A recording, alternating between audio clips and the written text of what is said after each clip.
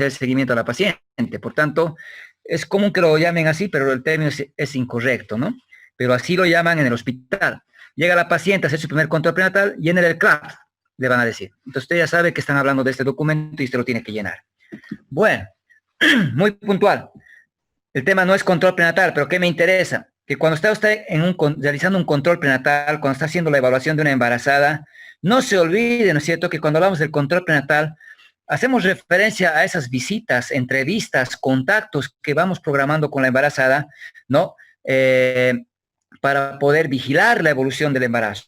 Contactos que los realiza un integrante del equipo de la salud, es decir, generalmente pues lo va a realizar usted como médico general, como médico cirujano cuando regrese, y obviamente pues en caso de ser necesario, ¿no?, identificar, por ejemplo, un factor de riesgo, lo derivará seguramente para que lo realice el control un especialista en el caso del ginecólogo obstetra, ¿no? Sin embargo, las deficiencias de nuestro sistema, en algunos casos vemos que enfermeros también van, ¿no es cierto?, contribuyendo a lo que es realización de un control prenatal. ¿Qué vamos a hacer entonces? Realizar el registro adecuado, ¿no es cierto?, de lo que vamos monitorizando, viendo en estas entrevistas, en estos contactos, ¿no?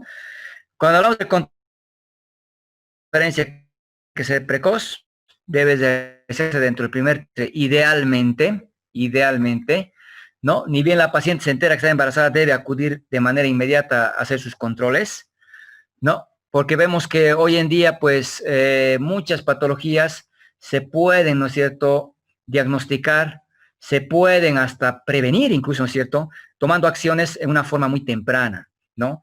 Por ejemplo, hoy en día no es raro hablar de que se pueda, ¿no es cierto?, tomar acciones para reducir el riesgo de que la paciente desarrolle preeclampsia, por ejemplo, ¿no? Hoy en día vamos a encontrar que se puede hacer la ecografía Doppler, por ejemplo, a las 11 hasta las 13.6 semanas para valorar las arterias uterinas y encontrar el riesgo de preeclampsia.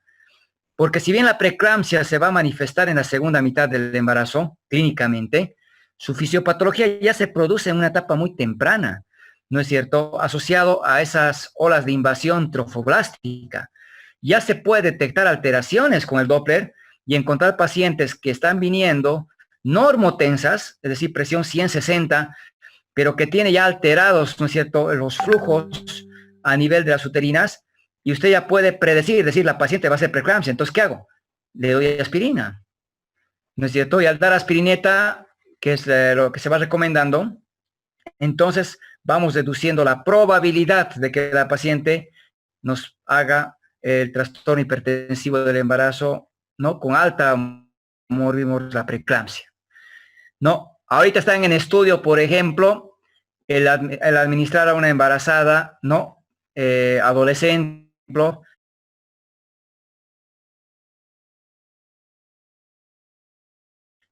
de los partos pretérminos. Esto está en estudio todavía para poder identificar cuál es la fisiología, por qué y cómo la incidencia de pretérminos en este grupo poblacional, pero ya hay estudios que respaldan, ¿no es cierto?, que de una manera temprana el administrar aspirina tiene su beneficio. Entonces, seguramente así me podemos ir mencionando varias patologías que hoy en día se pueden, ¿no es cierto?, prevenir, se pueden, ¿no es cierto?, evitar o reducir el riesgo en algunos casos de manera temprana cuando se toman acciones. Por eso es que debe ser precoz el control prenatal, ¿no? Se va invirtiendo un poco la pirámide.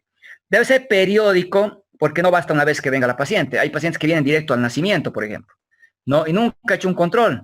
Y ahí encontramos problemas, ¿no es cierto?, que no han hecho los estudios necesarios, que la paciente probablemente que vino ya con su óbito fetal, a lo mejor se hubiera evitado esa muerte del feto si hubiéramos diagnosticado alguna enfermedad que pueda estar presentando nuestra paciente, ¿no es cierto? Por tanto, hay que organizarnos de tal manera que el control debe repetirse. Idealmente, una paciente debe hacer entre 4 o 5 controles como mínimo, ¿no? En relación a la cantidad de controles que se dice una paciente, mínimo debe hacer sus 5 controles prenatales cuando hablo de un embarazo de bajo riesgo. Porque obviamente una paciente de alto riesgo, los aros deben hacer mayor cantidad de controles, ¿no es cierto? Y eso hace referencia a que cuando hablamos de periódico hay que programar visitas.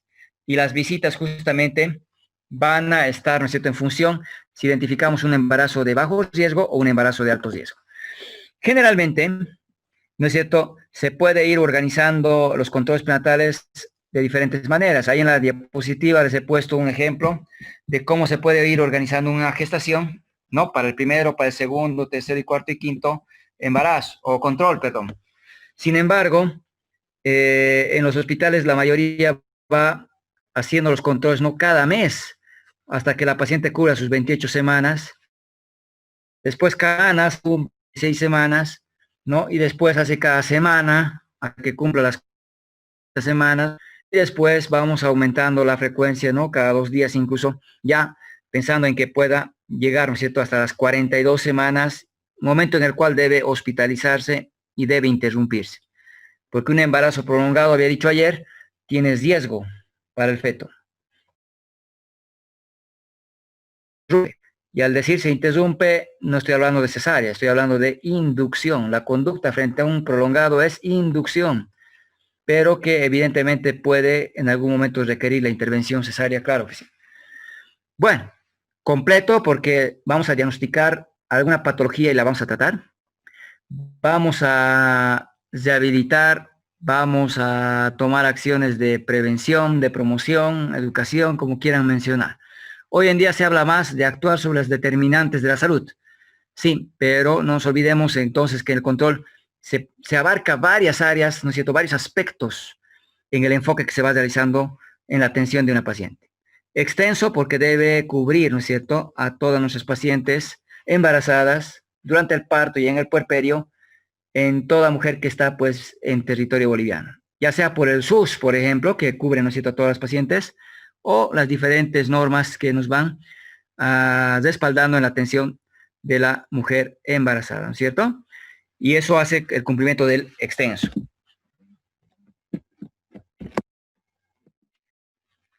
Bueno, con todo eso, seguramente la puerta de entrada a nuestro sistema de salud es el primer nivel. Antes lo que hacían las pacientes era directamente irse al Germán Urquiri, porque ahí están más especializados, porque tienen mayor nivel de resolución. Eso es equivocado. La mayor parte de los problemas de salud se pueden resolver en el primer o segundo nivel. Deberían ser pocas las pacientes que llegan al tercer nivel. Y es por eso que las normas van adecuando y mejorando. Y hoy en día, pues, con el SUS, la puerta de entrada siempre va a ser el primer nivel. Y usted seguramente de inicio, ¿no?, antes de hacer su especialidad, tendrá que atender seguramente en un primer nivel, valorar bien una paciente y saberla derivar si corresponda, ¿no es cierto?, a un segundo o un tercer nivel de una manera oportuna. Vemos llegar a pacientes con antecedente de 3 cesáreas previas, por ejemplo, con 3 cesáreas, llegar al segundo nivel, ¿no es cierto?, ya en trabajo de parto, y así nos mandan a veces, ¿no es cierto?, y resulta que esa paciente debía haber sido estudiada, debía haber sido valorada en el centro donde va a ser resuelto, no debía haber hecho control en el primer nivel. Sí, seguramente entraba al primer nivel, se identificaba factor de riesgo y debía derivarse para su evaluación y control en un segundo nivel.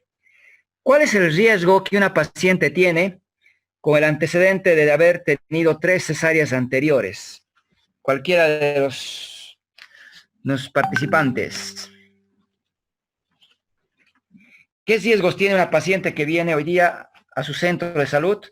Usted está de médico de guardia y encuentra que es un embarazo, pónganse, de 14 semanas, tiene 3 cesáreas anteriores. Vanessa, doctor. Vanessa.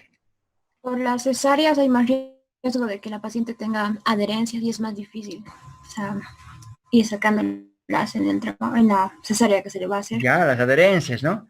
Que no siempre pueden uno encontrar, pero son complicaciones que se pueden presentar de manera tardía como en cualquier intervención quirúrgica, ¿no? Está muy bien. Pero ¿qué más? Algo más que las adherencias, porque las adherencias no representan mucho problema a la hora, ¿no es cierto?, de poder, tal vez te tarda un poquito la intervención quirúrgica, pero más de eso no. Más que las adherencias.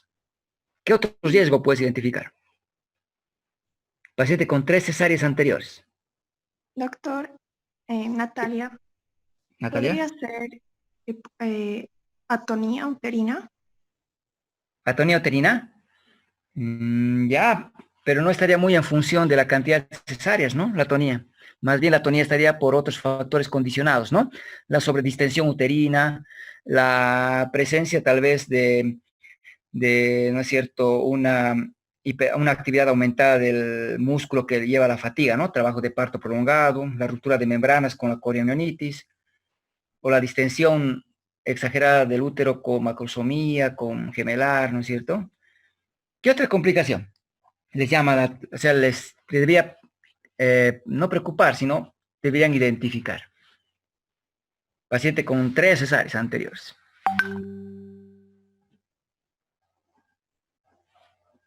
¿Puede tener parto una paciente con 3 cesáreas anteriores o no?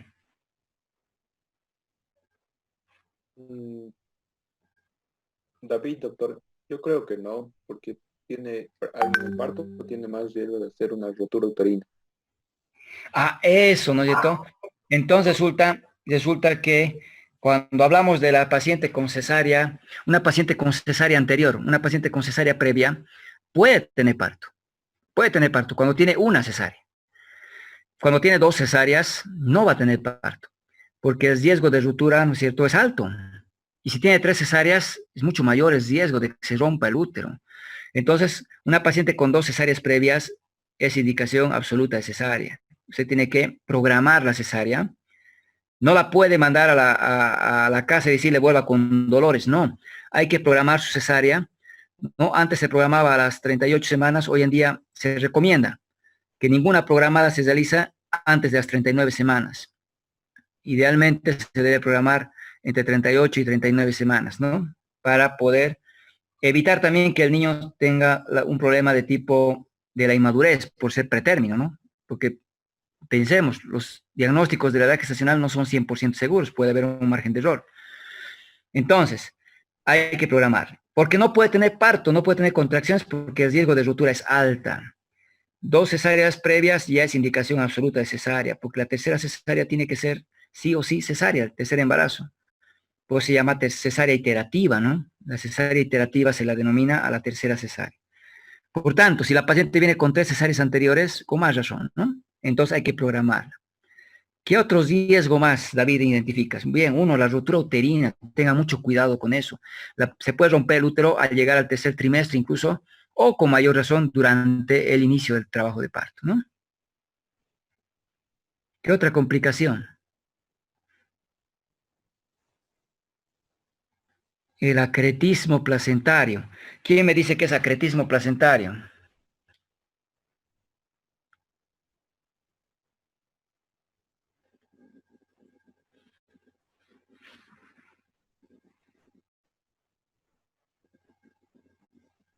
Alguien que sepa qué es acretismo placentario, placenta ácreta, o llamado también ahora espectro de placenta ácreta, ¿no?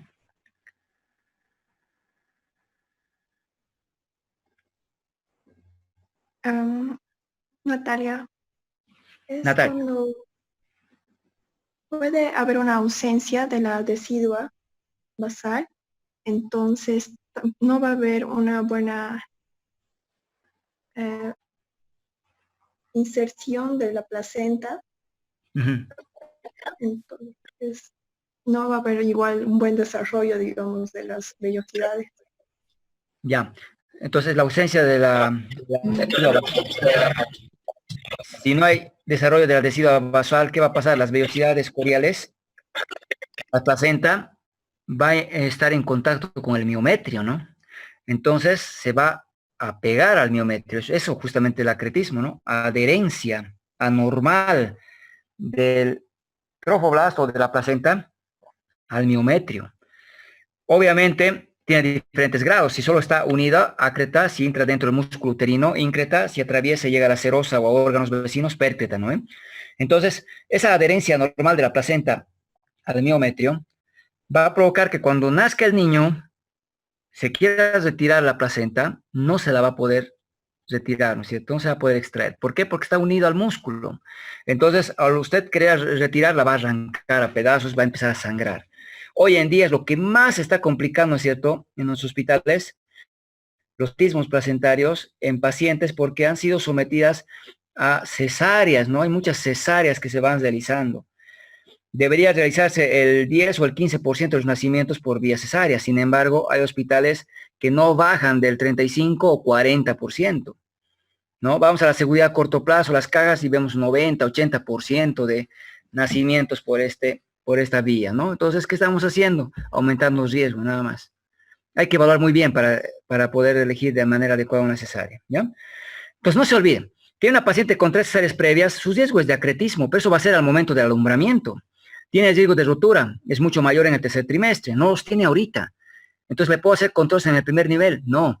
Ya estoy viendo que tiene riesgos, ¿qué tengo que hacer? Le voy a mandar al segundo nivel para que la controle, para que la estudie, ¿no es cierto? Y seguramente en el segundo nivel le van a hacer una ecografía Doppler, ¿no? Que le pueden hacer a las 28 a 32 semanas para ver el riesgo de acretismo, porque a las 28 a 32 semanas ya van a ver la ubicación final de la placenta, porque por las cicatrices también la placenta puede tener una inserción baja.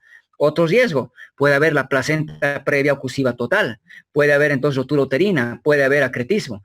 Entonces a las 28 a 32 semanas le tendrán que hacer una ecografía Doppler para identificar si hay riesgo alto, bajo o moderado de acretismo.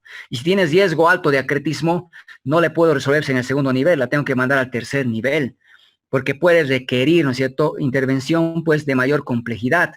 Hay placentas que invaden la vejiga, hay placentas que invaden hasta el recto, necesita usted entrar, ¿no es cierto?, con el vascular, con el urólogo, con el cirujano, necesita entrar entre 2 ginecólogos, con el equipo, con sangre, con todo el equipo, ¿no es cierto?, es necesario para poder resolver en algunos casos. Entonces, este embarazo no puede ser pues realizado su control en primer nivel. Lo que quiero es que identifiquemos bien. Todos los factores de riesgo que están aprendiendo en este año tienen que ayudar a usted poder diagnosticar, identificar y diferenciar los embarazos de bajo riesgo, no diré sin riesgo, de bajo riesgo, y los embarazos que son de alto riesgo obstétrico. Porque los de alto riesgo obstétrico, los AROS, tiene que usted mandarlo de manera temprana al segundo nivel o al tercero si corresponde, para que pueda ser evaluado, estudiado y resuelto. ¿Está bien? Ahora, les decía, no es el tema el control prenatal, pero eso es bien importante, ¿no? Obviamente en las presentaciones lo van a poder ver, que las normas que tenemos en Bolivia, las NACs, ¿no? Las normas nacionales de atención clínica, nos van hablando un poquito de lo que vamos a hacer en el control prenatal y las acciones que se van realizando. Y algo muy fundamental es poder orientar y enseñar a la paciente sobre los signos de alarma. Signos de alarma que ustedes tienen que dominar, tienen que conocer, porque cuando la paciente venga, le tiene que orientar bien. Señora, si tiene sangrado por vía genital. Señora, si tiene dolor. Señora, si le duele la cabeza. Si tiene vómitos que no paran. Si tiene visión borrosa. Si ve lucecitas. ¿No es cierto? Tiene que ir explicándole todo esto, porque es el momento en que la paciente debe volver, independiente de la fecha que le tocara el control prenatal, ¿no? Y eso está en las normas. Normas que también probablemente tienen, pues, hay que hacer sus correcciones, porque como toda norma tiene que ser mejorada cada 2 años, actualizada. La nuestra es 2013. Ya estamos 7 años de retraso para cambiarla, ¿no? Pero es una guía que hay que considerar. ¿Qué vamos a hacer? Esto han debido llevar seguramente que ya cuando abordaron control prenatal, las acciones que hay que realizarlas son distintas. Llega la paciente a hacer su primer control prenatal. ¿Qué hace usted? Le abre la historia clínica. Empieza a hacer la anamnesis, el examen físico, evidentemente, como hemos indicado ayer, y le empieza a escribir, a registrar en la historia clínica, ¿no es cierto? Y aquí vamos a encontrar 2 aspectos más. Aparte de hacer la historia clínica, le va a aperturar el carnet de controles. El carnet de controles. Y le va a habilitar la historia clínica perinatal base, que es el tema de hoy. ¿Ya? Estos 2 documentos son muy similares, ahorita voy a explicarlos, los tiene que aperturar. Pero también no se olviden, en la exploración, obviamente, le va a hacer la anamnesis, va a identificar, ¿no es cierto?, si tiene algún síntoma, algún malestar, le va a hacer el examen físico. En el examen físico, ¿qué es lo que hacemos? Hemos visto que en el examen físico general, ¿no es cierto?, abarca lo que es el control de los signos vitales y seguramente mucho interés, mucho cuidado en el registro de la presión arterial para identificar, ¿no es cierto?, los trastornos hipertensivos del embarazo, que los realizamos cada control, cada vez que viene la paciente, hacemos el registro de los signos vitales. Determinamos en el primer control prenatal, vamos a registrar la talla de la paciente, ¿ya? solamente en el primer control se talla a la paciente, porque después, a medida que crece el embarazo, va aumentando, ¿no es cierto?, el tamaño del útero y el peso, obviamente, va cambiando el eje de gravedad, lo que hace que la paciente tenga que compensar exagerando la lordosis lumbar fisiológica. Por tanto, va a haber una disminución muy sutil en cuanto a la talla al concluir el embarazo. Por tanto, no se recomienda hacer la medición en cada control de la talla, basta una sola nada más. Una sola base, que se la va a hacer usted al inicio. Entonces, registre la talla en el primer control. El peso, en el primer control prenatal, lo que hacemos es, ¿no es cierto?, pesar a la paciente, ¿no? Y empezamos a hacer su registro. Pero antes de hacer su registro, siempre se le va preguntando a la paciente cuánto pesaba antes del embarazo y tener un dato del peso anterior, ¿ya? Entonces, primero se pregunta el antecedente de cuánto era su peso antes del embarazo y después se va haciendo el control del peso y este sí hay que repetirlo en cada control. ¿Para qué? Para que con el peso, ¿no es cierto?, con la talla podamos hacer el cálculo de lo que es el índice de masa corporal. ¿Para qué sirve el índice de masa corporal?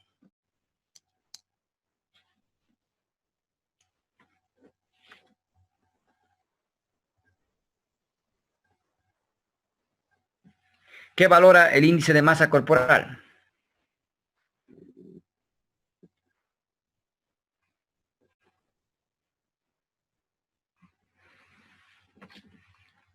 David, el índice de masa corporal evalúa el peso para la estatura.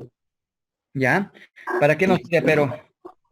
¿Para qué No, no valoramos? sirve para determinar cuánto debería aumentar de peso esa paciente ¿Ya? Entonces, durante su embarazo. ¿qué te permite calcular, pero el IMC? ¿Qué es lo que estás valorando con el IMC?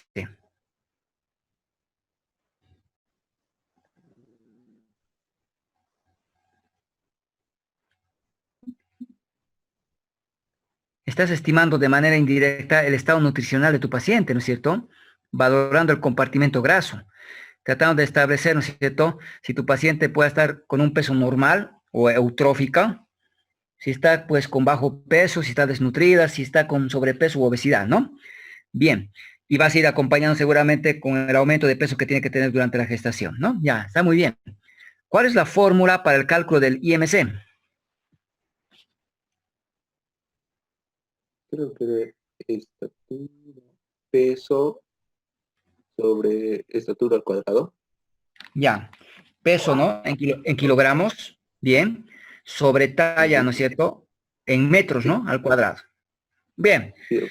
entonces, eso hay que hacerlo cada control, ¿no? Si tomamos el peso, obviamente con la talla del inicio, vamos a poder hacer el cálculo en cada control, ¿no? Entonces, el IMC es un dato que no pueden olvidarse, ¿ya? Es una fórmula sencilla, hay que ir practicando, hay que ir llenándolo de manera adecuada, ¿ya? Bueno, el primer control, entonces, vamos a hacer eso en relación a los signos vitales y las medidas antropométricas. El examen físico, lo que hemos indicado ayer, no va a cambiar en cada control.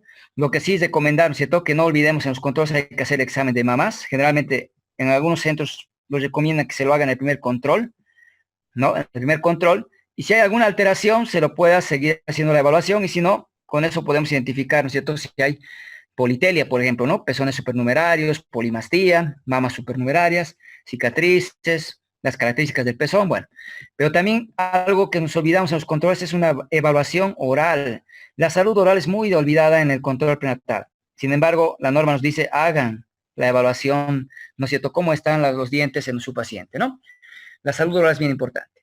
Después, no va a cambiar el poder, ¿no es cierto?, hacer la medición de altura uterina, que hacemos en todos los controles, la determinación de la estática fetal, estableciendo la situación, la posición, presentación, ¿no es cierto?, en los controles prenatales mediante las maniobras de Leopold. ¿A partir de qué semana se recomienda hacer las maniobras de Leopold?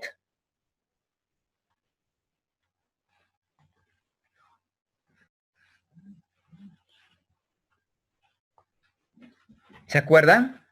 26 semanas. 26 semanas, ¿ya? ¿Cómo te llamas? Natalia. Natalia, 26 semanas, ¿no ve? ¿Y a partir de cuántas semanas, Natalia, se puede percibir que el niño patea, se mueve?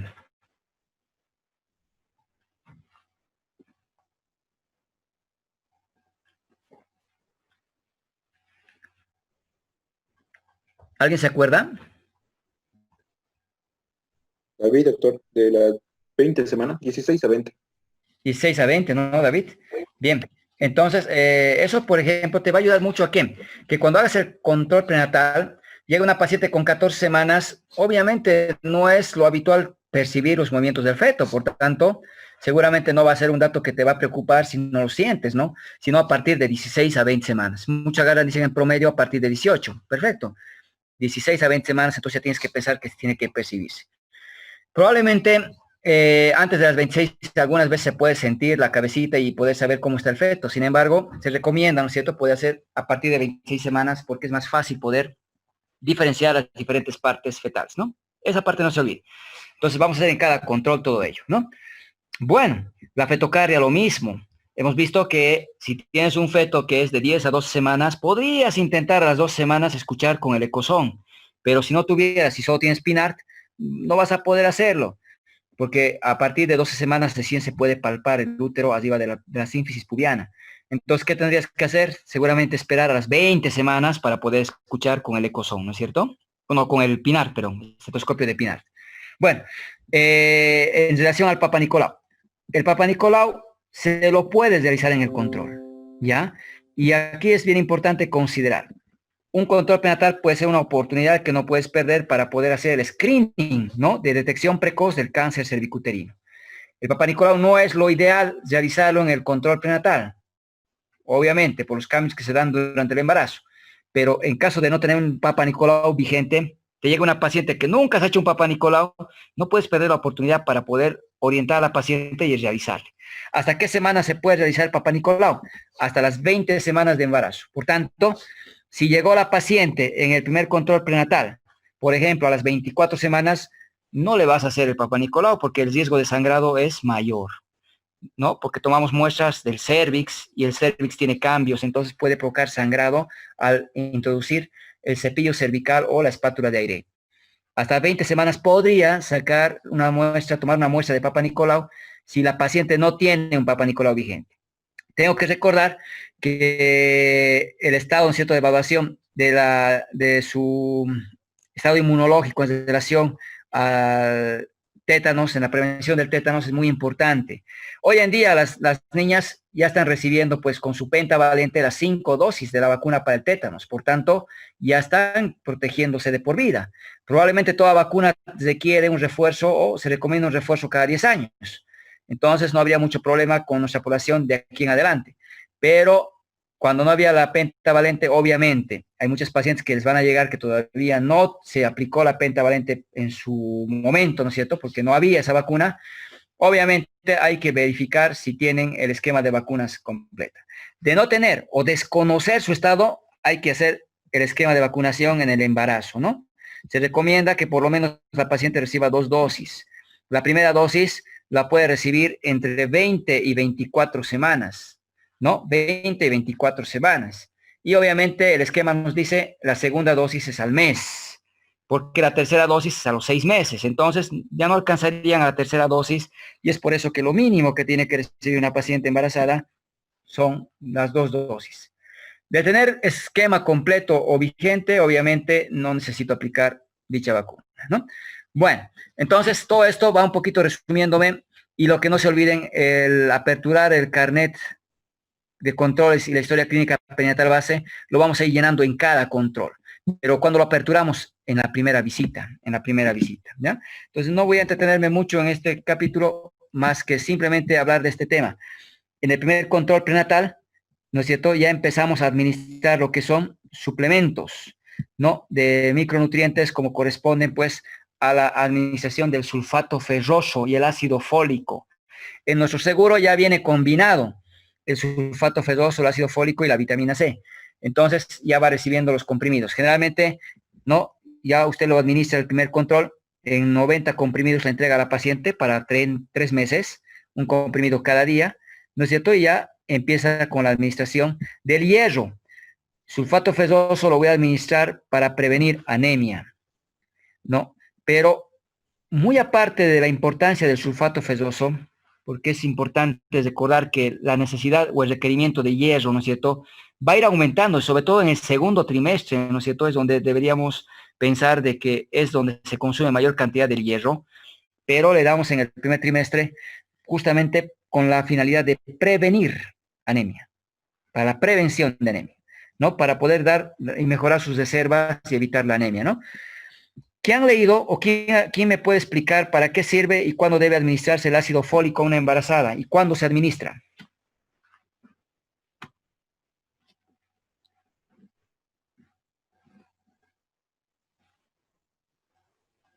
Andrea, doctor. Andrea, adelante. Para el cierre del tubo neural del feto, ¿Ya? y se recomienda a las 12 semanas, que recuerdo. A los 3 meses todavía, 2 semanas. ¿Ya? Antes de las 12 semanas. Ya, antes, en el primer trimestre, ¿no? Sí. Ya, entonces no se olviden que el ácido fólico, ¿no? Sobre todo va relacionado a su administración en una embarazada, ¿no? Para la prevención, bien, de los defectos del cierre de tubo neural, ¿no? Defectos del cierre del tubo neural. Espina bífida, por ejemplo, ¿no? Lo que se busca es que no haya malformaciones en el feto. Y lo ideal que se va recomendando es que deba recibir el ácido fólico 3 meses antes, 3 meses antes del embarazo. O sea, estamos hablando de que la paciente debería recibir antes de estar embarazada, sí. Hoy en día, pues, estamos en una época que no deberíamos estar pensando de que debería haber, pues, embarazos no deseados o fortuitos, ¿no es cierto? Deberían ser planificados. No es nuestra realidad porque vemos que muchos pacientes, obviamente, ¿no es cierto?, acuden ya con un embarazo que tal vez no estaba dentro de su programación o no era un embarazo planificado, evidentemente, ¿no? Pero hay ya creciendo un poquito el tema de pacientes que cuando quieren embarazarse acuden a hacer una consulta, un control pregravídico, pregestacional. Es decir, doctor, quiero embarazarme, quiero que me hagan los exámenes, quiero que me estudien, ¿qué me recomienda? Y ahí seguramente, pues, no debemos olvidarnos que debe empezar a consumir ácido fólico, ¿no? Lo ideal es que reciba 3 meses antes del embarazo. No lo hizo, llega embarazada, entonces por lo menos que reciba el primer trimestre, ¿no? Ni bien ya se diagnostica el embarazo, que empiece a consumir ácido fólico, y es por eso que la mayoría de los centros, cuando llega la embarazada, ¿no es cierto?, a hacer su primer control, ya se le administra el ácido fólico junto al sulfato ferroso para que empiece a consumir justamente esos primeros 3 meses, ¿no? Lo que decías, hasta las 12 semanas. Que consuma para justamente beneficiarse de su efecto, ¿no? Bueno, entonces esos aspectos no quiero que se olviden, que son aspectos pues tal vez muy grandes, muy generales, que no pueden olvidarse. Y lo que les decía, esta es la parte de nuestro tema, no es muy difícil, pero hay que aprenderlo a llenar. Este es el documento que les decía. Esta es la historia clínica perinatal, base, que ha sido elaborado evidentemente por CLAP, OPS y la OMS. Bueno, normalmente lo conocemos como el CLAP, porque así lo llaman, ¿no? Llenar el CLAP. ¿Cuándo vamos a aperturar este instrumento? El primer control prenatal. Y lo vamos a ir registrando el resto de los controles. ¿Por qué? Aquí usted encuentra que tiene varias casillas, ¿no? 1, 2, 3, 4, 5, 6 casillas, donde en el primer control va a ser uso de casilla, en el segundo control, en el tercero y cuarto y quinto, y ahí va a ir registrando todas las variables que vamos a ver hoy día. Pero también tiene varios ítems que usted está viendo en círculos que usted tiene que ir llenando. Por tanto, ¿no es cierto? Vemos que hay varias secciones que se llenan escribiendo, otras tiqueando y otras, ¿no es cierto?, con números. Por tanto, usted tiene varias maneras de poder, ¿no es cierto?, llenar este instrumento de acuerdo a lo que te piden. ¿Qué te llama la atención? Tiene varias casillas amarillas y varias casillas blancas. Las amarillas te identifican riesgo. Y a simple vista ya vas a ver si hay un factor de riesgo en tu paciente. ¿Qué vamos a encontrar? Que hay una parte de la historia clínica, ¿ya?, que hace referencia a todos los antecedentes y la parte de identificación de la paciente. Una segunda parte que hace referencia al embarazo actual, ¿ya?, los datos del embarazo actual. Hay otra parte que corresponde al nacimiento, una parte que llena el obstetra y otra que llena el neonatólogo, y una tercera parte que corresponde al puerperio, después del nacimiento. Aquí en las 24 horas, y en el reverso va para el resto de los días que se va a quedar internada hasta su alta. Y bueno, Entonces son bastantes ítems que tienen que llenar. Hay que aprender a llenar cada casilla, no puede quedarse con casillas en blanco. Pero esta es la historia clínica que se va a quedar con usted. Pero también la paciente tiene que tener su registro, porque en el momento que no puede ir a tu hospital y vaya a otro, tiene que llevar la misma información. Por tanto, apertura el carnet de controles.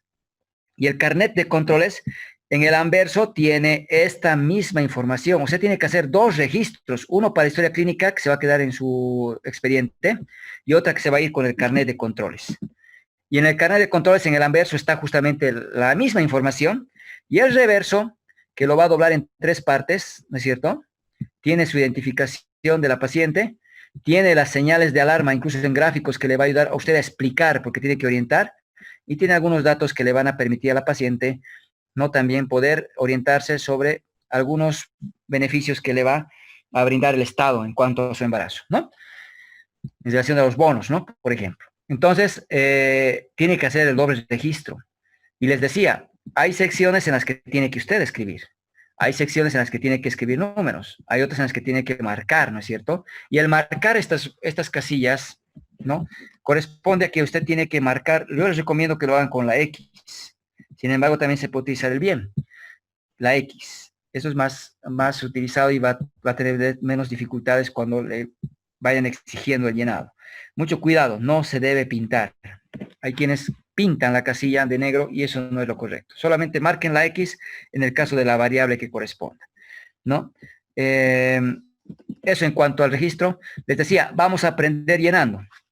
Hoy día les voy a subir el Word, que es la tarea de la clase de ayer, para que me la llenen hasta el día viernes. Pero también voy a subir la tarea de la clase de hoy, que les voy a subir el PDF de este archivo para que usted lo pueda mañana imprimir, ¿ya? ¿Para qué? Para que mañana lo imprima, porque el día viernes obviamente entra la cuarentena, no va a poder usted imprimir si no tiene su impresora. Entonces le voy a mandar también otro archivo del partograma para que lo impriman, porque vamos a necesitar para el viernes. Entonces lo imprime el PDF de este CLAP, así a colores, de ser posible. Ahora, si no tiene posibilidad de imprimir, si usted lo hace en la computadora y le saca foto, no hay ningún problema. Lo que me importa es que lo llene.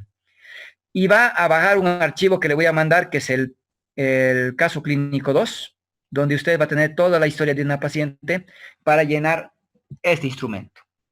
¿Cómo lo va a llenar? El instrumento lo vamos a llenar, ¿no es cierto? Basándonos en la información que usted tiene que tener en relación, ¿no es cierto?, a los diferentes ítems que le va pidiendo. Por ejemplo, la primera parte no hay mucho problema, si usted se fija, es de estadística o identificación de la paciente. Porque, ¿no es cierto?, si le va pidiendo el nombre y usted tiene el registro de la paciente, obviamente, ¿no es cierto?, lo único que hace es llenar como corresponde, ¿no ven? Bueno, nombre de la paciente, su domicilio, la zona, la localidad, el municipio, la red, ¿no? Nuestro sistema de salud en Cochabamba se divide, ¿no es cierto?, en redes. Para el caso clínico usted va a tener la red 1, que corresponde aquí a cercado, ¿no? Y va a poder ir llenando cada de las casillas, ¿ya? ¿Qué idioma habla la paciente? ¿Cuál es la lengua materna? Eso lo va a ir llenando. La fecha del nacimiento, lo mismo, ¿no es cierto? Tiene ese dato. La edad, por ejemplo, si tengo una paciente que está embarazada y en sus datos de su embarazo, por ejemplo, mi paciente tiene 36 años. 36 años. ¿Tiene un factor de riesgo? Sí. Los extremos de la vida tienen asociados diferentes cuadros de morbilidad. Por tanto, si es menor de 15 años o es mayor de 35 años, lo que usted tiene que hacer, ¿no es cierto?, aparte de escribir la edad, tendrá que marcar con la X que había indicado, ¿no es cierto?, en la casilla que corresponda. A simple vista, al ver esa casilla marcada con la X, ya encuentro que tiene un factor de riesgo. ¿Cómo se autoidentifica su paciente? Si la paciente se identifica como mestiza, le colocará pues la X en mestizo. Si su paciente se identifica como quechua, le pondrá pues, seguramente en su medio hay varios pacientes que se identifican como quechuas, le pondrá el código de 26. En la parte posterior de este instrumento, tienes registrado los códigos, ¿ya? ¿Qué código corresponde a quechua? 26, aymara, 03, al chiquitano, a las diferentes etnias que podamos tener en nuestro país, tiene un código. No necesita saberlo de memoria, obviamente, porque es un dato que puede resultar hasta, ¿no es cierto?, difícil de acordarse o innecesario tal vez de tener que estar memorizando todas esas etnias, ¿no? Obviamente, pues, en La Paz seguramente habrá, pues, más de pacientes que van identificándose como aymaras y seguramente, pues, el código 03 lo utilizan más que nosotros, ¿no? Pero tiene la ayuda, puede volcar atrás el reverso y ver eh, a qué corresponde su paciente cuando se considera una paciente indígena, ¿no? ¿Sabe leer, escribir? Te dice que no, por tanto no es alfabeto. Y lo que hace es registrar. Ahí está identificando un factor de riesgo. ¿Ha estudiado, ha ido al colegio? No. Entonces le va identificando otro factor de riesgo. Usted es casada, soltera, concubina. Bueno, entonces unión libre. El control prenatal, que aquí ve, te da casillas para identificar un código. Cada hospital en el SNIS tiene un código, tiene una codificación. Por tanto, en el caso clínico tienen el código del hospital donde se hacían sus controles. Solamente van a copiar ahí. ¿Ya? Entonces, colocan el código del hospital. Parto no, porque todavía no ha nacido su bebé, lo dejan en blanco. En el momento que vuelva para el parto y nazca el niño en ese hospital, le ponen el código del hospital. En el caso clínico que se ha dado, no nace todavía la paciente, el niño, entonces lo dejan en blanco. Porque una paciente puede hacer control en un hospital, tener un código, ir a tener su parto en otro hospital y tiene que tener otro código, ¿no? Bueno, la historia clínica, el carnet, bueno, lo va registrando de igual manera. Antecedentes, vamos a ver los personales y los familiares, y aquí seguramente algo que es muy común ver es cuando no tiene nada en la familia, esto es lo que hacemos. Y ella no, esto no se puede hacer. No es el llenado correcto. Lo que tenemos que hacer, hemos dicho, siempre vamos a ir marcando cada casilla. ¿No es cierto? Si su paciente no tiene ningún familiar con antecedente de diabetes, de tuberculosis, pero es hipertensa, su mamá o su papá, regístrelo. Su mamá ha tenido preeclampsia, eso es un factor de riesgo para que la hija ahora pueda tener también preeclampsia, aunque bajo, pero es riesgo. No ha tenido eclampsia, no tiene ninguna otra enfermedad, bueno, va registrando uno por uno de esta manera las casillas. Llega la paciente, ella no tiene tuberculosis, no es diabética, y si fue diabética, si es la insulina dependiente, no insulina dependiente, o la diabetes gestacional, lo va marcando. Mi paciente no es hipertensa, mi paciente ha tenido preeclampsia en su embarazo anterior, este sí es un factor de riesgo alto para que vuelva a tener preeclampsia en este embarazo. Entonces lo va marcando, pero no ha convulsionado y bueno, no le han hecho una cirugía en el aparato genital, no tiene infertilidad, no es cardiópata, no es nefrópata y vamos rayando siempre dentro, ¿no es cierto?, la casilla, que se me ha salido. No es nefrópata, no sufre violencia, la violencia, no se olviden, es muy común en nuestro medio, puede haber violencia física como también violencia psicológica, ¿no? Eso hay que considerar. VIH, lo mismo, ¿no? Ahí se va marcando. Entramos a antecedentes ginecobstétricos y resulta que mi paciente ha tenido 5 embarazos anteriores. No se olviden, embarazos anteriores. Por tanto, vamos a marcar 0,5. Ninguna casilla puede quedar en blanco. 0,5. Si tiene 5, entonces estoy marcando el 0,5, ¿no? Y es como si fuera una flechita que ahora tengo que ver cómo han terminado. ¿Ha tenido abortos? Sí. Mi paciente había tenido 3 abortos. Entonces, ¿qué vamos a marcar? 0,3. No lo estoy poniendo solo el 3, el 0 para que ninguna casilla quede en blanco. 3 abortos. ¿Cuántos me faltan? Me faltan 2 nacimientos. Entonces, ¿cuántos han nacido por parto? 2. Entonces le coloca lo mismo, 0,2. ¿Ectópicos ha tenido? No. Entonces lo colocará ahí el 0. Y todas las casillas tienen que estar absolutamente llenas. De los 2 que ha tenido su paciente, vamos a encontrar que tiene, ¿no es cierto?, una paciente, un niño que ha nacido por parto vaginal. ¿Ya? Y el último que ha sido por cesárea.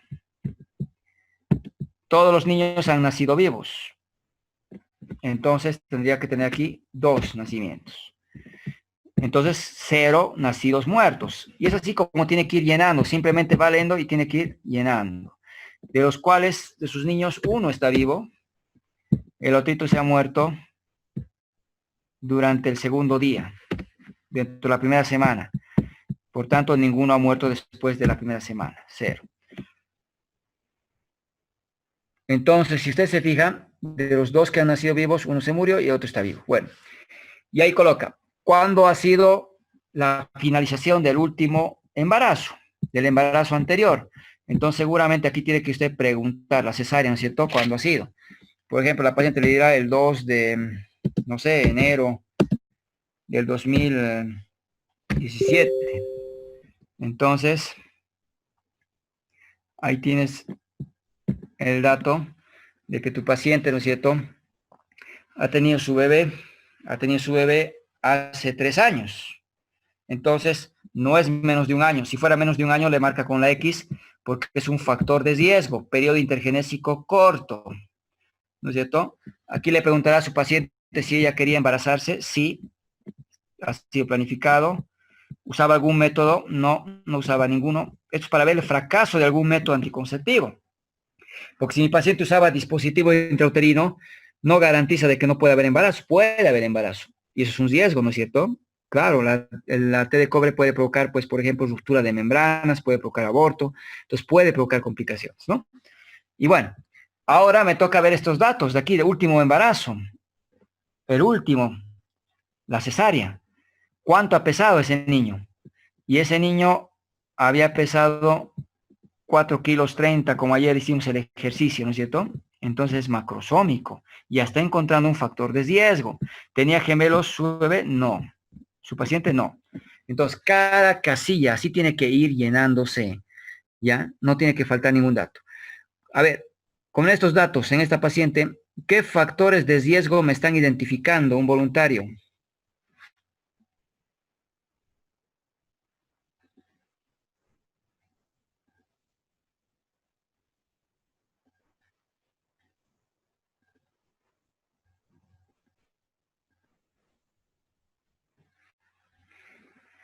¿Qué factor de riesgo encuentran en esta paciente?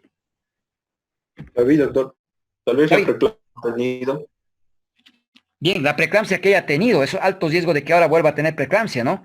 La preeclampsia en la mamá, que si bien es un factor de riesgo de bajo riesgo, pero es un factor también, ¿no? Bien, los factores de preeclampsia. ¿Qué más? Otro voluntario.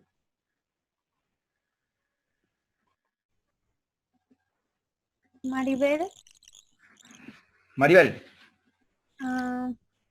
el riesgo de aborto puede ser. ¿Riesgo de aborto? Ah, Sí. bien, tiene 3 abortos, ¿no es cierto? Entonces, eso es bien importante, ¿no? Tiene 3 abortos. ¿Cómo se llama cuando una paciente tiene 3 abortos seguidos? Aborto habitual, ¿no es cierto? Aborto habitual. Cuando una paciente tiene 3 abortos seguidos, tiene alta probabilidad de que este embarazo también termine en aborto, ¿no? Hay que buscar la causa de los abortos habituales. Porque cuanto más abortos tiene una paciente, tiene mayor probabilidad de volverse a repetir, ¿no? Entonces es un factor de riesgo. Bien. ¿Qué más?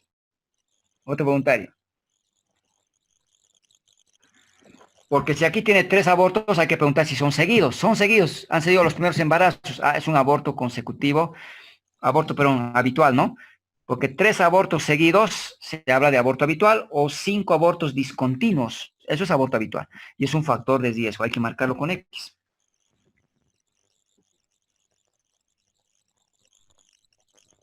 ¿Qué más? ¿Qué otro factor de riesgo encuentran?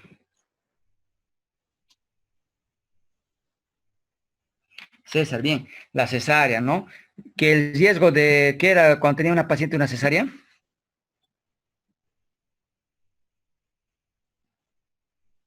Ujú. Bien, entonces una cesárea tiene muy bajo riesgo de que se rompa el útero. Tiene bajo riesgo de que sea acretismo. Pero aunque sea bajo, es riesgo, ¿no es cierto? Es riesgo. Por eso están en amarillo las cesáreas. Por eso es que les decía, una paciente con una cesárea puede tener parto. Puede tener parto. En este caso, tiene una cesárea, puede tener parto. Pero no está exenta o libre de riesgos. Tiene riesgo, aunque bajo, pero tiene riesgo. Diferente sería si tuviera 2 cesáreas o 3 o más. Obviamente el riesgo es mucho mayor, ¿no? Entonces, muy bien, la cesárea, ¿no? Y el antecedente de que un niño está obitado o ha muerto, ¿no? Mortinato. Ha muerto después de nacer, ¿no? Entonces, ahí tú tienes que ir encontrando esos factores. Y otro más factor de riesgo es macrosomía. Y ahí te preguntarás, ¿por qué ha hecho macrosómico? ¿Será que la paciente ha desarrollado diabetes gestacional? ¿Será que no le hemos diagnosticado tal vez diabetes a nuestra paciente? Podría ser, ¿no es cierto? Y entonces ya vas encontrando, ¿no? ¿Qué está pudiendo pasar con su paciente? ¿No es cierto? Bueno, me voy al embarazo actual y lo que hacemos es, hemos dicho, preguntarle su peso anterior. Le pregunto cuánto pesaba, ¿no es cierto?, antes de su embarazo. Y la paciente me va a decir que estaba pesando, ¿no?, sus 65.5 kilos. Le voy a tallar, porque hoy día es su primer control prenatal. Y le estoy identificando que mi paciente mide 1,58. Un voluntario para que me saque el IMC de esta paciente. Su peso era, antes del embarazo, pues el peso anterior, dice, ¿no? 65.5. Y su talla es 1,58. Entonces,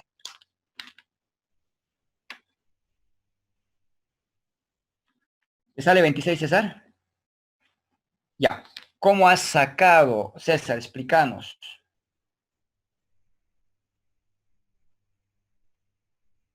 Ya. La talla al cuadrado, ¿cuánto te ha salido?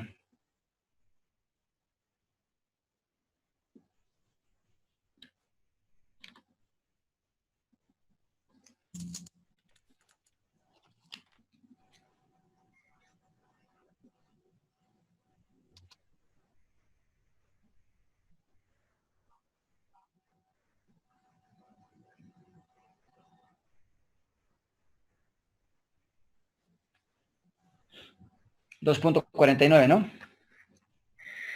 Has dividido entonces 65.5 entre 2.49. ¿Sí? ¿Cuánto te da?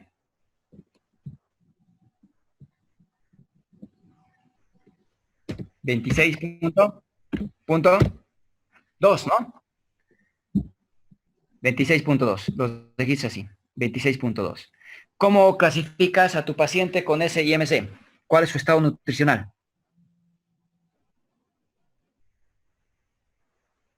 ¿Obesidad?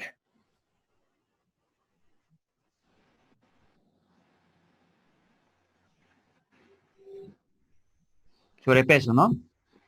Sobrepeso, ya. Hasta 24.9 es eutrófico, ¿no? Entonces 25 para adelante ya es sobrepeso. Aquí tienes normal, que es el eutrófico, enflaquecido, sobrepeso y obesidad. En este caso, tú me estás diciendo que tu paciente está con sobrepeso, ¿no? Y lo marcas ahí. Entonces, al empezar tu embarazo, tu paciente está identificando un factor de riesgo. Tu paciente está con sobrepeso. Le preguntas su fecha de última menstruación y tu paciente te está refiriendo que ahorita, ponte que esté el 15 de, digamos, mayo. 15 de mayo. 15 de mayo del 2019, ¿no? Ya. ¿Cuándo sería la fecha probable de parto de esta paciente? Vanessa, doctor. Vanessa, a ver. En el día 22, 20 más 22. 7, conocemos. Al Ya. mes le registramos 3, así que sería febrero. ¿Ya? Y del 2020.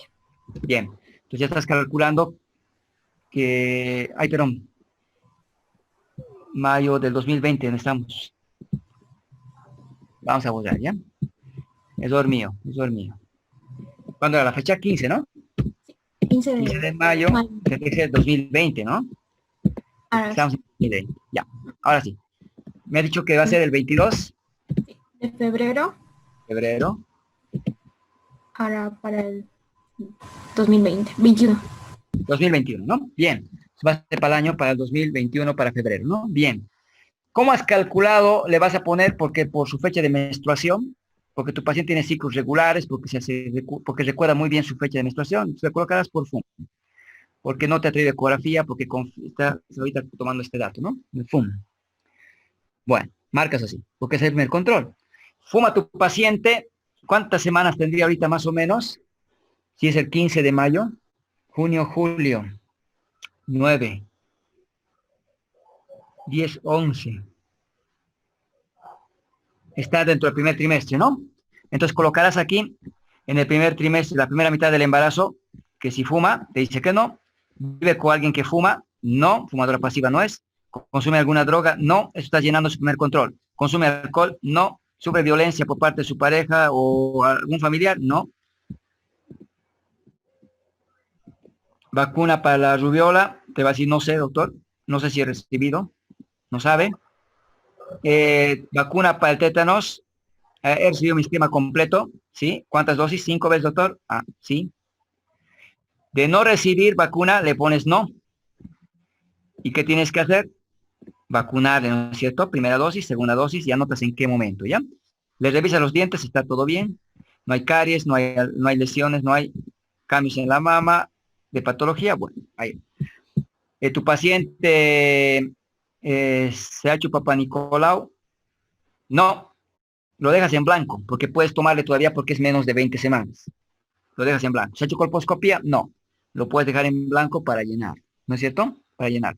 Si hubiera llegado a sus 25 semanas, no se ha hecho Papá Nicolau, le colocas no se hizo, no se hizo. Y si se ha hecho normal o anormal, dependiendo de lo que encuentres, ¿ya? Como no tiene todavía laboratorios porque está haciendo su primer control, le dejas en blanco los laboratorios. Si se fijan, menos de 20 semanas tiene para el registro, después de 20 semanas tiene para el registro, hemoglobina, ¿no? Menos de 20, mayor de 20. Glicemia, menos de 20, mayor de 20. Prueba de VIH, lo mismo. Para la sífilis, RPR, menos de 20, más de 20. Entonces, tiene que usted hacer por lo menos 2 veces el laboratorio en el control prenatal. Nosotros consideramos que un laboratorio es vigente hasta 3 meses. Idealmente deberíamos sacar 3 laboratorios, pero nuestro instrumento nos exige por lo menos en la primera mitad y por lo menos en la segunda mitad hay que hacer laboratorios, ¿ya? No se olvide para el registro. Y aquí entonces, como no se ha hecho laboratorios, lo dejamos en blanco porque está haciendo su control. Ya, planeando mi parto es la orientación que usted da a la paciente para poder planificar. Hay pacientes, por ejemplo, en el campo que quieren tener, ¿no es cierto?, un parto humanizado, ¿no? Hay centros que tienen la sala para la atención. Por ejemplo, cuando estaba en Vietunari, en Ibirgazama, yo trabajando, tenían los hospitales su sala, donde había una colchoneta, había, ¿no es cierto?, un ambiente exclusivo para que la paciente pueda tener su parto sentada, de cuclillas, con su esposo acompañándole, su mamá generalmente, ¿no es cierto?, entraba a acompañarle, caminaba a la paciente. Entonces se le va llenando un documento y va planificando el nacimiento en la manera que ella, ¿no es cierto?, considere pues que va a ser más llevadera o más fácil de poderlo cumplir, ¿no? Planeado del parto, lo coloca sí o no, dependiendo. La ha orientado sobre lactancia materna, generalmente en el tercer control se orienta sobre lactancia. Le ha hecho proteinuria, le ha hecho urocultivo. Esto es muy importante para ver el tema de la bacteriuria asintomática, que es muy importante en la embarazada, que no hacemos de rutina en los hospitales, dolor grande, y lo deja en blanco porque tengo que hacer, ¿no? Y el resto también lo deja porque está en el primer control todavía, ¿ya? Cuando haga el control, primer control, le va a llenar todos estos datos cuando tenga el reporte del resultado. Entonces, estos son lo que hemos explicado. Bien. Esto voy a explicar en un momento. Aquí, después de lo que he llenado, llega esta casilla donde tiene, ¿no es cierto?, estas filas, ¿no?, que me permiten hacer el primer control, el segundo, el tercero, el cuarto, el quinto, es decir, hemos dicho, hay filas para ser llenado. Primer control, hoy día está haciendo mi paciente, hoy día es 5 de agosto. Entonces, ¿qué tiene que hacer aquí? Colocar justamente eso, 5 de agosto del 2020. Entonces, lo que hace es eso, llenar, ¿no es cierto?, la fecha de hoy día. Está haciendo su control. ¿Cuánto peso le ha tomado, le ha determinado su paciente? Le dijo que ella pesaba 65.5 antes de su embarazo, eso está arriba. Pero le dice que eso es lo que pesaba ella. Le pasa a la báscula de pie y le pesa. Y resulta que está con 66 kilos. Bueno, registra el peso que ahora usted está tomando, 66 kilos. ¿Cuánto sería el índice de masa corporal de mi paciente ahora, que está embarazada? El que acabe de calcular me avisa. No se olvide que la talla de mi paciente les había dicho que era 1,58. Ahora estoy calculando en este primer control con su peso real, actual, no con el peso anterior. Vuelvo a calcular.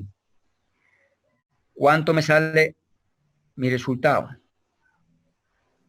Vanessa, doctor. Vanessa, ¿cuánto te salió? 26.4. 26.4. Sí. ¿Cómo has calculado, Vanessa? 66 dividido entre 1.58 por 1.58. A ver, multiplica 1.58 por 1.58. ¿Cuánto te da? 2.49. ¿Ya? Ahora entonces dividí 66 entre 2.49, ¿no es cierto? Sí. ¿Cuánto te da?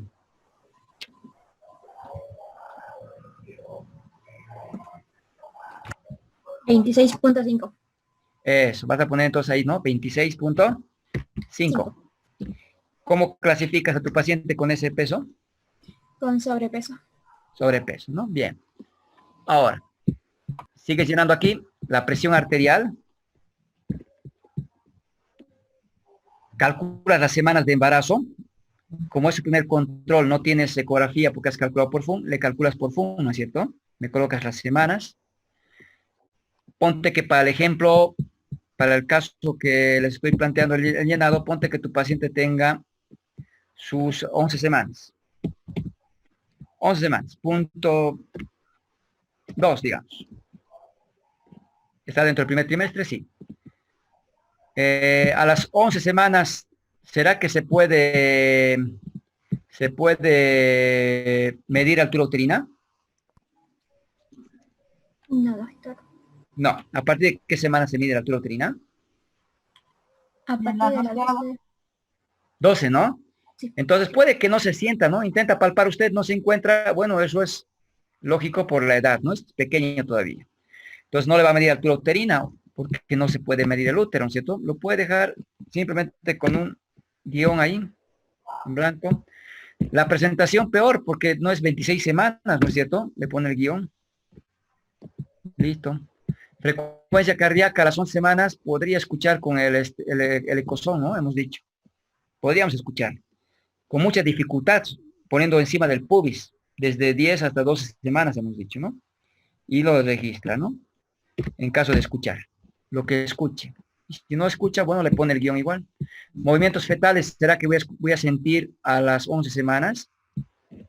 No, hemos dicho a las 16 a 20 semanas, guión. Entonces, hay muchas cosas que usted tiene que ir conociendo para interpretar, ¿no es cierto? Proteinuria no lo he hecho, le voy a administrar sulfato ferroso, sí. ¿Cuánto le voy a dar en el primer control? 90. Como prevención de anemia, ¿no? ¿Qué le voy a hacer a mi paciente? Aquí le voy a anotar seguramente laboratorios, primer control, ¿no es cierto? Ecografía, le voy a pedir ecografía. En el embarazo se pide 3 ecografías. Primer trimestre, segundo y tercer trimestre. Primer trimestre para ver edad gestacional, vitalidad del producto y número de productos, ¿no es cierto? Segunda ecografía, morfología fetal. La tercer trimestre, en la tercera ecografía, para ver ubicación de la placenta, madurez y el líquido amniótico. Cada ecografía tiene su objetivo. Le voy a pedir la eco porque quiero saber las semanas, porque quiero saber, ¿cierto? Si está vivo el producto, quiero saber cuántos son, si es gemelar o es un embarazo único, ¿no? ¿Qué más le voy a poner? Seguramente sulfato ferroso, ¿no es cierto? Lo que estoy administrando. Algo más que le quieran hacer, tal vez orientación, ¿no? Signos de alarma. Orientación. Entonces usted tiene que anotar todo lo que está haciendo con su paciente aquí, ¿no? Entonces, dependiendo de lo que usted le va, bien. Si no le da más que lo mencionado, lo registra así, ¿ya? Y va a colocar su identificación, ¿no? Doctor, y ahí colocará pues el de su jefe, ¿no? Con el que está haciendo consulta, por ejemplo, ¿no? Para que sepamos quién está haciendo el control prenatal. ¿Cuándo le voy a llamar? Le voy a llamar que venga entonces el 5 de septiembre. ¿No ve? Entonces, mi próxima visita va a ser el 5 de septiembre. A un mes le estoy llamando. Mi paciente no ha venido el 5, viene el 6 de septiembre. Bueno, va a volver entonces el 6 de septiembre, usted le registra del 2020. Este es su segundo control prenatal, ¿ya? Los registra de esta manera. Y ahora le vuelve a pasar a pesar a su paciente. Seguramente aquí va a encontrar que ha habido cambios en relación a su peso tal vez. Su paciente está con 65.8. Sí, porque ha estado con vómitos, náuseas, ha estado comiendo muy. Saca su IMC, mide su presión y así. Cada control tiene que llenar. Como ya ha vuelto con sus laboratorios su paciente, porque es el segundo control, ahora ¿qué tiene que hacer? Llenar, ¿no es cierto? Llenar su carnet y su historia clínica perinatal en los laboratorios, porque ahora usted sabe que su paciente es, porque su paciente sabe que es ORH positivo, entonces va a colocar ORH positivo, ¿no es cierto? Entonces, ahora tiene que completar lo que quedaba en blanco. Me dejo entender, ¿no es cierto? ¿Mi paciente ha hecho y su inmunización? No, porque seguramente su esposa también es ORH, ¿no? ¿Le han administrado la anti-D, el antígeno D? No corresponde, porque si no hay diferencia de grupo o de factor RH, entonces, ¿para qué, no es cierto, le voy a administrar la anti-D? Porque si le pusiera no ha recibido, me da a entender que es un factor de riesgo. Pero si la madre fuera RH negativa y el padre RH positivo, el riesgo de que el niño pueda haber nacido RH negativo y sensibilizar, RH positivo, perdón, y sensibilizar a la madre, le pone en riesgo a este embarazo. Entonces, si ha recibido, ¿no es cierto?, esta anti-D es bien importante. En este caso, le colocaré no corresponde, porque no debía administrarse, porque no hay diferencia de grupo entre padre y madre. Su glicemia. Y encuentro que la glicemia de mi paciente, por ejemplo, está de, a ver, 105. ¿Cómo interpretan este 105 miligramos de cilitro? Esto es en ayunas. ¿Es normal o no?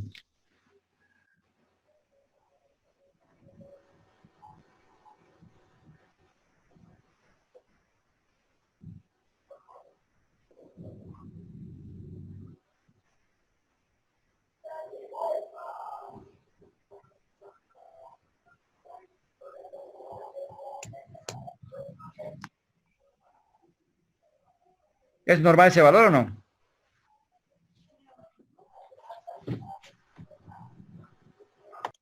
Debería estar debajo de 100. ¿Debajo de 100? ¿Cuánto es el valor de la glicemia? Normal.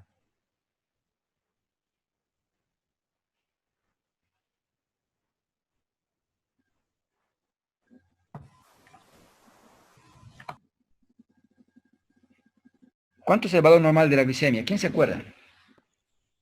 70, 100, doctor. Ya, muchos manejamos, ¿no? De 70 hasta 110. Otros laboratorios manejan de 80 hasta 120. Pero eso es el valor en una paciente no embarazada, ¿no es cierto? En el estudio de una embarazada, no se olviden que la embarazada tiene otra fisiología, maneja otros valores, ¿no? Por ejemplo, aquí, por ejemplo, con 105 miligramos de cilitro, ya en nuestro instrumento identificamos un factor de riesgo de que la paciente pueda estar desarrollando, ¿cierto?, la diabetes gestacional. Y es por eso que le vamos a marcar si es igual o mayor a 105 con una X, ¿ya? Hoy en día ya se considera incluso con un valor de 92, ¿ya? Antes era 95, ahora está con 92 incluso de glicemia en ayunas, como un factor de riesgo. Con 92 de glicemia en ayunas en una embarazada, hay que solicitarle prueba de tolerancia oral a la glucosa.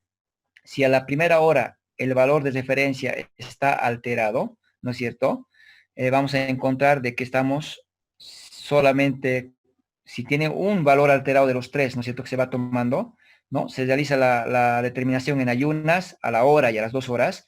Si uno de estos tres valores está alterado, en los valores de referencia que nos dé el laboratorio, vamos a considerar que estamos frente a la resistencia a la insulina. Y si hay dos valores alterados, vamos a ya considerar que la paciente está desarrollando su diabetes gestacional, ¿ya? Entonces, esto seguramente lo van a llevar ustedes en diabetes gestacional, donde ya se va viendo varios artículos de que la glicemia de la embarazada ya tiene que estar en 105 para considerarlo patológico. Ya con 92 incluso ya se considera un valor alterado. ¿Listo? Tiene otra fisiología. Entonces hay que marcar. ¿Para qué? Para hacer un seguimiento más estricto, ¿no? Marcaremos su hemoglobina y vamos marcando así todos los laboratorios, ¿ya? En función de los resultados que vaya a encontrar usted con su paciente.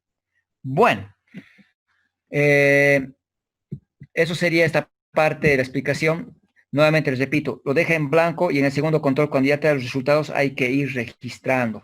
Por ejemplo, en el primer control usted le ha dado hierro, sí le ha dado hierro, y hemos visto que ya venía asociado, ¿no es cierto?, a lo que era el ácido fólico. Entonces le vamos a marcar también, ¿no es cierto?, que ha recibido su ácido fólico nuestra paciente.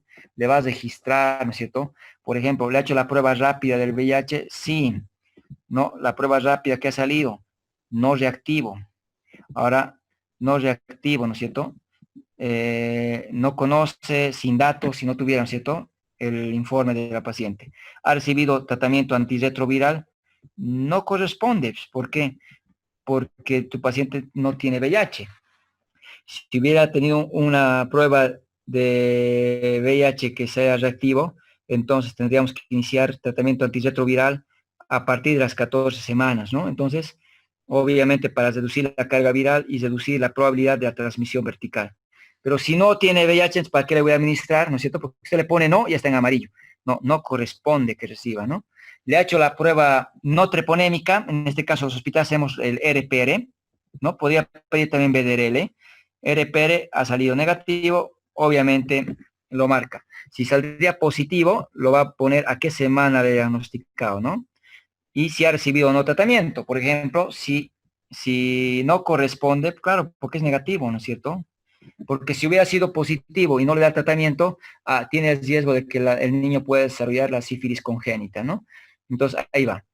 Cada casilla lo va a llenar, pero siempre y cuando no se olvide, está en la primera mitad del embarazo. Entonces, llene lo que corresponde a la primera mitad. Porque en la segunda mitad va a llenar el resto de los laboratorios que faltan, ¿no es cierto? Hay que completar. Lo mismo con los antecedentes aquí, que si fuma, si vive con fumador, drogas, consume alcohol y todo ello, ¿no? Primera mitad, segunda mitad. Entonces hay que identificar y dejar en blanco lo que no corresponda. Una vez que termine todo ello, va a entrar a lo que es la segunda parte, lo que es el nacimiento. Esto lo voy a explicar el día viernes cuando hablemos de atención de parto, ¿ya? Porque vamos a llenar todas estas casillas. ¿Qué fecha ha venido? ¿Ha traído su carnet? ¿Cuántos controles ha hecho? ¿Se ha hospitalizado o no? Sí. ¿Cuántos días? ¿Ha tenido un cuadro de amenaza de parto pretérmino? ¿Ha recibido corticoides? Sí. ¿Cuántas dosis completa? Los 2 días, ¿no es cierto? 12 miligramos intramuscular, o solamente una dosis, o no ha recibido ninguna. Está iniciando el parto de forma espontánea, viene con ruptura de membranas, sí. Todo esto vamos a llenar con ustedes el día del viernes, ¿no? Esto llena el pediatra recién nacido. Y una vez que nace el niño, coloca parto, si ha sido parto, quien ha atendido el médico, ha sido una obstetriz. Hay países, por ejemplo, en Perú, que hay una profesión que es obstetriz, ¿no es cierto? Salen bachilleres y hacen el curso para ser obstetriz, atender partos. En nuestro medio no es tan común este aspecto, tener obstetrices, ¿no? Entonces, hay que considerar. En algunos casos, la enfermera la que atiende, en otros casos, la auxiliar, donde faltan médicos en centros de primer nivel, o en su defecto internos a veces están atendiendo, ¿no es cierto? Porque no hay médicos por la carencia en algunos lugares, ¿no? Bueno, el neonatólogo lo mismo, colocan su nombre, o su apellido, perdón, a los 30 minutos, a la hora, 2 horas, es decir, la hora de oro ya no es 1 hora, son 2 horas. Hasta aquí es el control estricto después del nacimiento. Y vas registrando las primeras 24 horas en los tiempos que te va pidiendo. Temperatura, presión, pulso, la altura del útero después del nacimiento, los lóqueos como son hemáticos, y anota su apellido de quien está controlando. Para irse a la parte posterior, para buscar factores relacionados a la hemorragia, factores a lo que es la trastornos hipertensivos del embarazo y a la sepsis, que son las 3 principales causas de muerte en el área de obstetricia, ¿ya? Y van registrando sus criterios clínicos, los laboratorios que puedan haber encontrado alterados, ¿no? Para poder respaldar sus factores de riesgo que han condicionado su morbilidad. Esto es lo que les decía, la autoidentificación, los códigos. Decía Aymara el 03, Quechua les decía el 26, por ejemplo, que es Quechua lo que más utilizamos en nuestro medio, ¿no? Sin embargo, también tienen, ¿cierto? Si llega un paciente que es yuki, si es un paciente que llega un chiquitano, tienen, ¿no? Un guarayo, por ejemplo, tienen su código cada uno de ellos, ¿no? Al momento del alta, ustedes registran la evolución del segundo día y si corresponde al tercero, por ejemplo, las cesáreas, con qué método se está yendo de anticoncepción, si le da orientación, la fecha, la hora, cómo se está yendo, alta hospitalaria, solicitada, se ha fugado, hay pacientes que se fugan, la condición de la paciente está sana, ¿no es cierto? Está muerta, es decir, lo va a ir llenando cada una de estas casillas. Esta segunda parte que realmente es muy pesado, es muy tedioso llenarlo y generalmente pues, usted lo tiene que ir llenando, ¿no es cierto? Una vez producido el nacimiento de su paciente. Y con eso concluiría aquí con la firma y sello de responsable al momento de su alta, ¿no? Entonces, es un instrumento que es bastante extenso. Lo han complicado. Lo han hecho más extenso. Antes era solo anverso, ahora es anverso y reverso. Es así como llenan los controles, miren, con borrones, sobrescrituras, casillas en blanco, ¿no? Entonces, miren, ahí vais que sí están en blanco. Aquí vino el 3 de febrero a hacer su control prenatal. Vuelve el 11 de febrero y hace otro control. No, dentro del mismo mes no vamos a considerar un control, ¿no? Entonces, este está de más. Directamente correspondería a marzo. El hecho de que haya venido solamente a tal vez traer los laboratorios o otra situación, no quiere decir que tenga que ser un control, ¿no? Ahí lo vamos indicando. Miren, no hay controles en la segunda. Todas las casillas están totalmente en blanco, ¿no? No puede pasar la línea del círculo, como estoy viendo. Tiene que ser dentro del círculo como hemos indicado. De preferencia hagan la X como habíamos recomendado, ¿no?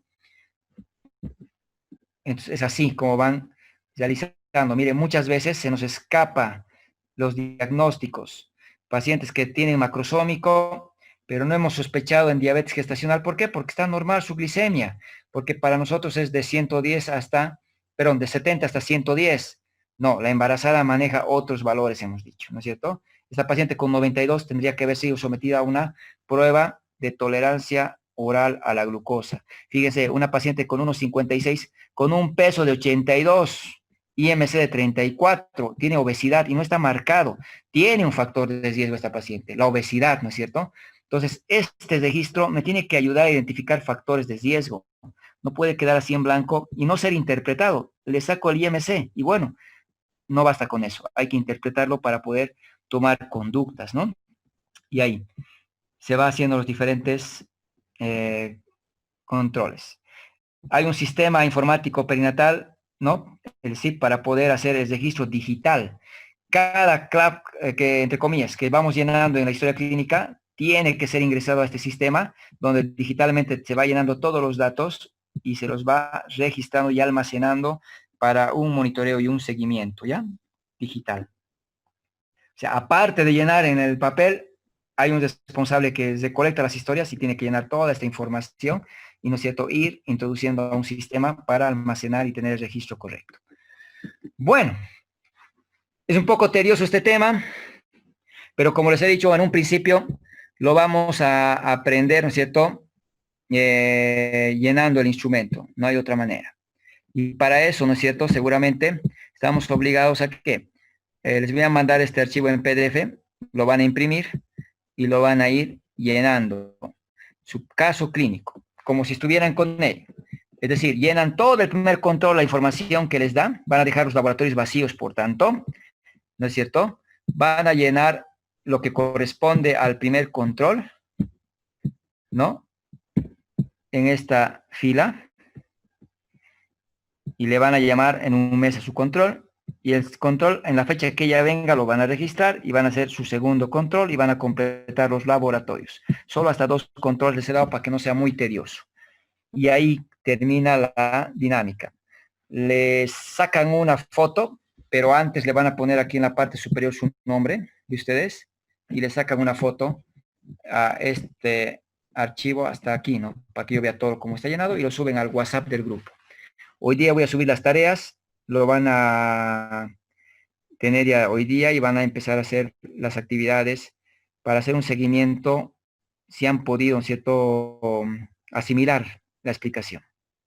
¿Alguna pregunta para poder acabar la clase? ¿Alguna duda que tengan tal vez? Doctor, en el llenado de control prenatal, si hay movimientos fetales, ponemos sí. Ya. En este caso, lo más práctico, ¿no es cierto?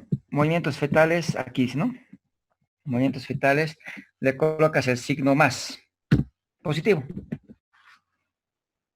Movimientos fetales positivos, ¿no? O sea que lo sientes. Ok. ¿Algo más?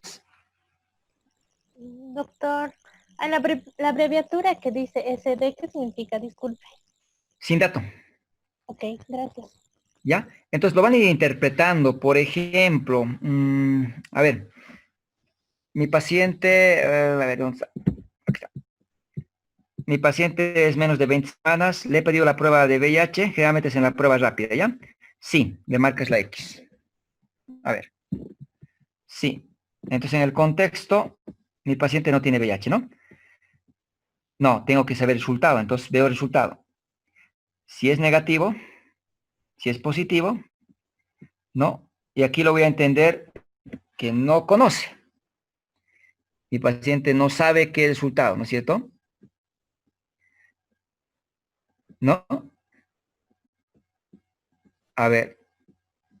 Y aquí usted lo va a marcar, ¿no es cierto? Que el paciente no tiene registro. Le han hecho la prueba y no la han reportado porque muchas veces usted recibe el laboratorio y no lo registra en la historia clínica. ¿Ya? Entonces, a ver, vamos a explicar mejor para entendernos. Tengo a mi paciente. Le hago la prueba rápida. Ahora sí. Le hago la prueba rápida. Sí. Su prueba rápida, por ejemplo, le sale negativo. Le marca negativo, porque es lo que corresponde, ¿no es cierto? Positivo. Negativo, diga. ¿Necesita antirretroviral? No necesita, porque no tiene VIH. Entonces aquí decimos, ha recibido tratamiento antirretroviral, le coloco no corresponde. ¿Por qué le pongo no corresponde? Porque si no tiene VIH, ¿para qué va a recibir antirretroviral? ¿No es cierto? Entonces el NC va a significar no corresponde. Otro caso. Llega su paciente con 24 semanas. ¿No es cierto? No está en la primera mitad del embarazo. Entonces, ¿le han solicitado la prueba del VIH? No, porque no ha hecho controles en la primera mitad. No. Se le coloca que no. Entonces, ¿la prueba ha sido positiva, negativa? No, pues porque no tiene laboratorio. Entonces, no corresponde, ¿no es cierto?, el resultado porque no le han sacado la muestra. No tiene la muestra. Porque está viniendo después de las 20 semanas. Entonces, ¿ha recibido antirretroviral? No corresponde. Hoy que está viniendo sus 24 semanas, ¿le va a hacer la prueba rápida? Sí le va a hacer. Y cuando vuelva con el resultado le colocará sí.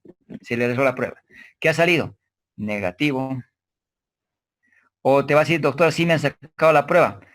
Y no tienes el dato, sin dato. No sabes qué ha salido el reporte.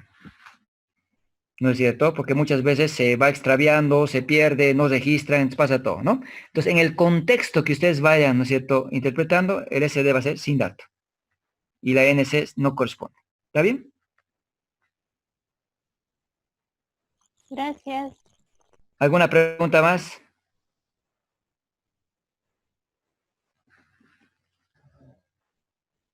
Bueno, si no hay preguntas, seguramente van a encontrar ya cuando empiecen a resolver.